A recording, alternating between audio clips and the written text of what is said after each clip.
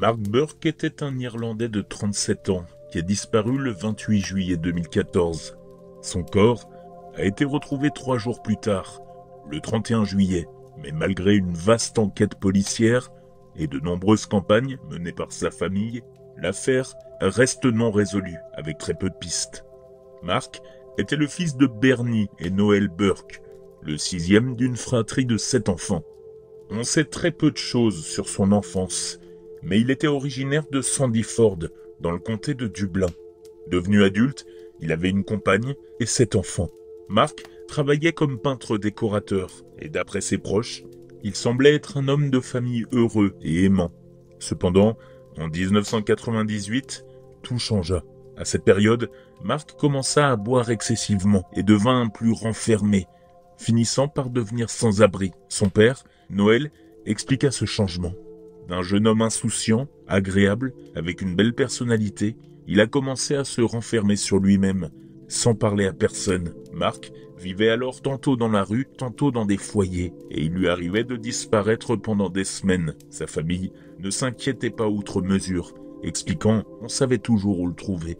Malheureusement, personne ne sut jamais qui avait provoqué un tel bouleversement chez lui. Son père résuma la situation. À ce jour, nous ne savons toujours pas.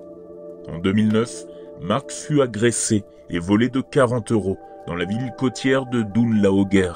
Il fut violemment battu, hospitalisé et dut subir une opération nécessitant la pose de plaques métalliques dans le crâne. Heureusement, l'agresseur fut arrêté et condamné à 5 ans de prison. Noel raconta: « Ils l'ont emmené à l'hôpital Beaumont, ils ont failli le tuer. C'est là qu'ils lui ont mis des plaques dans la tête. » Hélas, Mark fut à nouveau battu en 2010 et de nouvelles plaques durent être posées. Le dimanche 27 juillet 2014, Mark fut arrêté et gardé à vue pour une infraction non précisée au poste de police de Doon-la-Hoguer.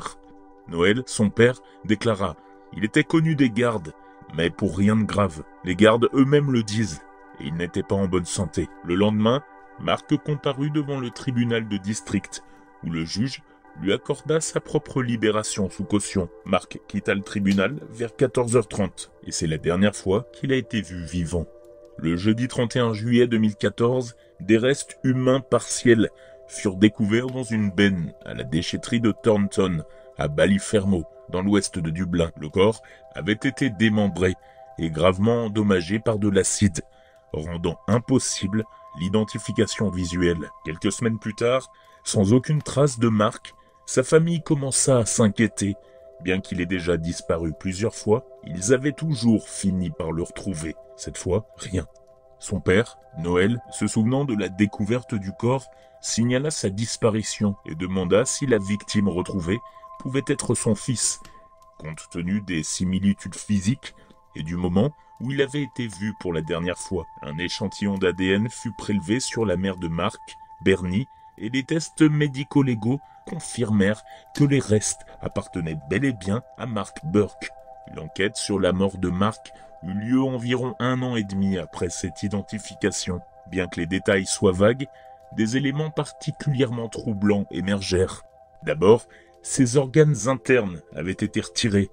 Son corps avait été découpé au burin et les morceaux dispersés dans les environs. Environ 60% du corps a été retrouvé, mais le visage, la mâchoire, les dents, les mains et bien sûr les organes internes ne furent jamais retrouvés. Les restes avaient été trempés dans de l'acide effaçant tous les tatouages et signes distinctifs, rendant toute identification impossible. Il fut conclu que Mark avait été tué ailleurs, puis son corps transporté et jeté à la déchetterie, l'hypothèse du trafic d'organes étant envisagée comme mobile. Malheureusement, à partir de là, l'enquête s'enlisa. Malgré une vaste investigation policière, aucune preuve exploitable, ni ADN, ni vidéosurveillance, ne fut trouvée.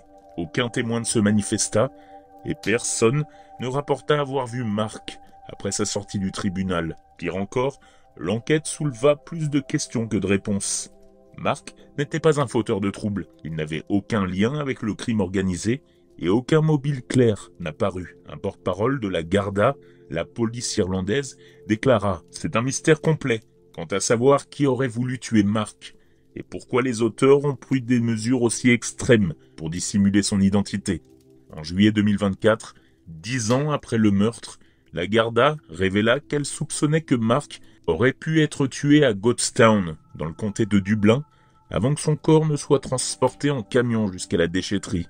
Ils expliquèrent à la famille que Mark fréquentait souvent cette zone, espérant que cela pourrait fournir de nouveaux indices sur ses derniers déplacements, ou même sur le lieu potentiel du meurtre. Cependant, aucun autre progrès n'a été réalisé depuis. Plus de 10 ans après, le meurtre brutal de Mark Burke reste non résolu.